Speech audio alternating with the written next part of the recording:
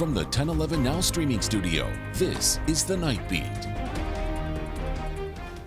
Good evening, I'm Danielle Shenk with your packed headlines for Thursday, April 3rd. Less than a day after identifying him, public tips led UNL Police to swiftly arrest a Norfolk man for an alleged hate crime.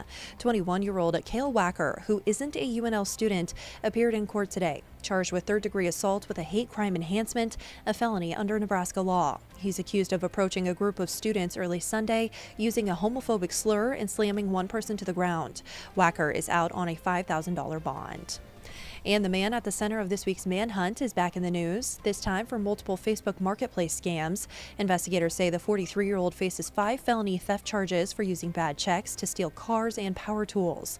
Police spent Tuesday searching for him, prompting a Lincoln Elementary School to go into secure mode twice. Another criminal case making headlines. A former supervisor at the People's City Mission is accused of stealing EBT cards from 8 shelter residents and making over $3,000 in fraudulent purchases. 53-year-old Lee Carr was arrested after reports revealed residents never received their cards.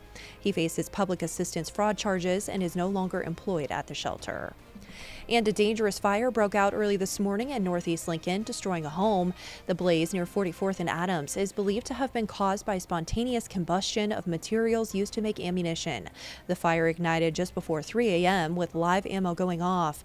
The homeowner and their dog escaped safely, but damage is estimated at $180,000.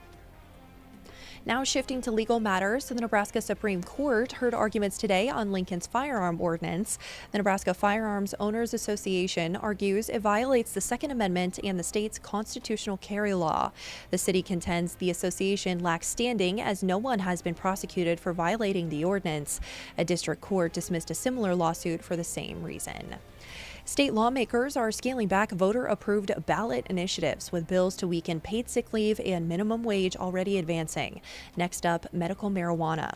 Despite over 70% of voters approving it, proposed amendments could severely limit its regulation.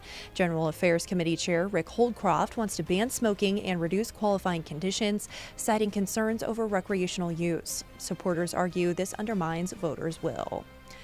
Meanwhile, Attorney General Mike Hilgers is sending cease and desist letters to Kearney and Grand Island stores regarding Delta 8.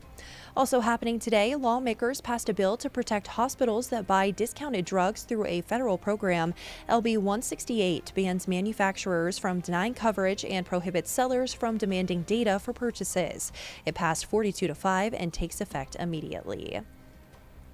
Looking ahead, the unicameral will debate LB 3, the winner-take-all bill, on Tuesday, with a vote expected afterward. Currently, Nebraska is one of 2 states that splits electoral votes.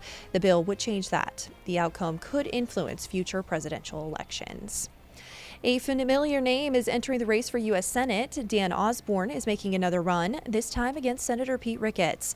The Nebraska Examiner reports Osborn's decision follows his 2024 Senate run against Deb Fischer, where he raised $14 million as a nonpartisan candidate, but lost by about 6 points. He previously considered runs against Representative Don Bacon and Governor Jim Pillen before setting his sights on the Senate seat.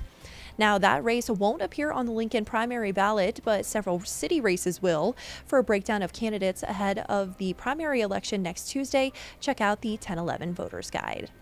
Rounding out your night beat is a check of the 7-day forecast.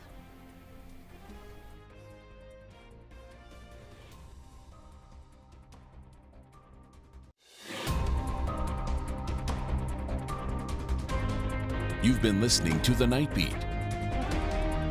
Watch, listen, and stream on the 1011 app on YouTube or wherever you get your podcasts.